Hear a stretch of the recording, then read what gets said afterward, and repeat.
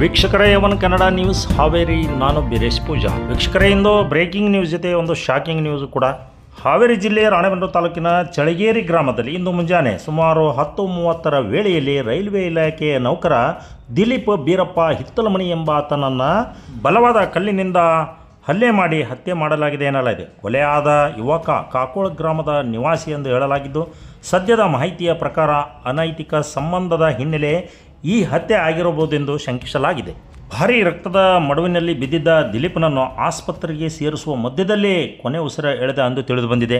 ಈಗಾಗಲೇ ದೃಶ್ಯಾವಳಿಗಳಲ್ಲಿ ನಾವು ತೋರಿಸ್ತಿದ್ದೇವೆ ವೀಕ್ಷಕರೇ. ಈಗ ಒಂದು ಕಡೆ ಸ್ಕ್ರೀನ್ ಮೇಲೆ ಆತನ ಫೋಟೋ ಮತ್ತು ಹತ್ಯೆಯಾದ ಸ್ಥಳವನ್ನು ಇಲ್ಲಿ ನೋಡ್ಬೋದು. ಈಗ ಘಟನಾ ಸ್ಥಳಕ್ಕೆ ಈಗಾಗಲೇ ಹಾವೇರಿ ಜಿಲ್ಲಾ ಪೊಲೀಸ್ ವರಿಷ್ಠಾಧಿಕಾರಿಗಳು ಸೇರಿ ರಾಣೆಬೆನ್ನೂರಿನ ಗ್ರಾಮಾಂತರ CPI DYSP ಸ್ಥಳಕ್ಕೆ ದೌಡಾಯಿಸಿದ್ದು, ಕೊಲೆ ಆರೋಪಿ ರಾಜು ಬಿಳ್ಸ್ನೂರು ಮಠ ಎಂಬಾತನನ್ನು ವಶಕ್ಕೆ ಪಡೆಯಲಾಗಿದೆ ಎಂಬ ಮಾಹಿತಿಯೂ ಕೂಡ ಲಭ್ಯವಾಗ್ತಾಯಿದೆ ವೀಕ್ಷಕರೇ.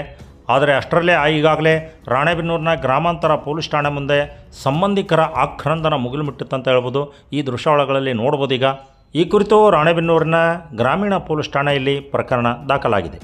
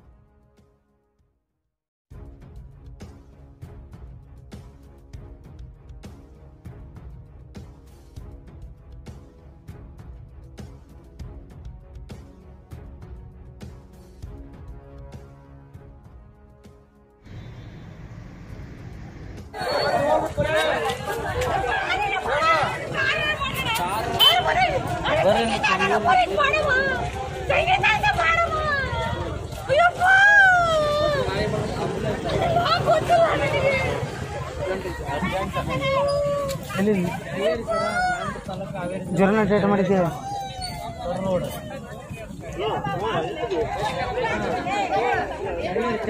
ನೀರು ಹಾಕ್ಬಾರ್ದು.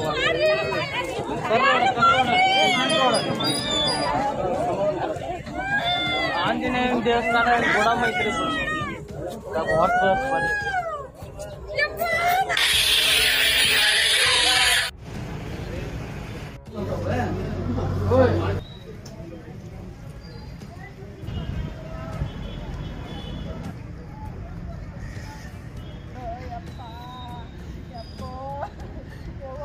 ನಮ್ಮವ್ವ ಅಂತ ನೆನಪಾಗಿಲ್ಲೋನು ನಿನಗ, ನಮ್ಮವ್ವ ಅದಾಳ ಒಂದು ಅಂತ ನೆನಪಾಗಿಲ್ಲೋನು.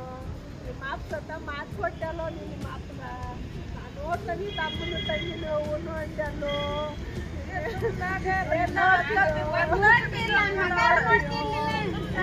ನೋಡಿದ್ರಲ್ಲ ವೀಕ್ಷಕರೇ, ತಾಜಾ ಸುದ್ದಿಯನ್ನು. ಇಂಥ ಸುದ್ದಿಗಳನ್ನು ತಾವೇ ಮೊದಲು ನೋಡಲು ನಮ್ಮ ಚಾನಲನ್ನು ಸಬ್ಸ್ಕ್ರೈಬ್ ಮಾಡ್ಕೊಳ್ಳಿ, ಲೈಕ್ ಮಾಡಿ, ಶೇರ್ ಮಾಡಿ ಅಂತ ಹೇಳ್ತಾ ಮುಂದಿನ ಮತ್ತೊಂದು ಭಾರಿ ಸುದ್ದಿಯೊಂದಿಗೆ ಭೇಟಿ ಆಗ್ತೀನಿ. ಅಲ್ಲಿವರೆಗೂ ನಮಸ್ಕಾರ.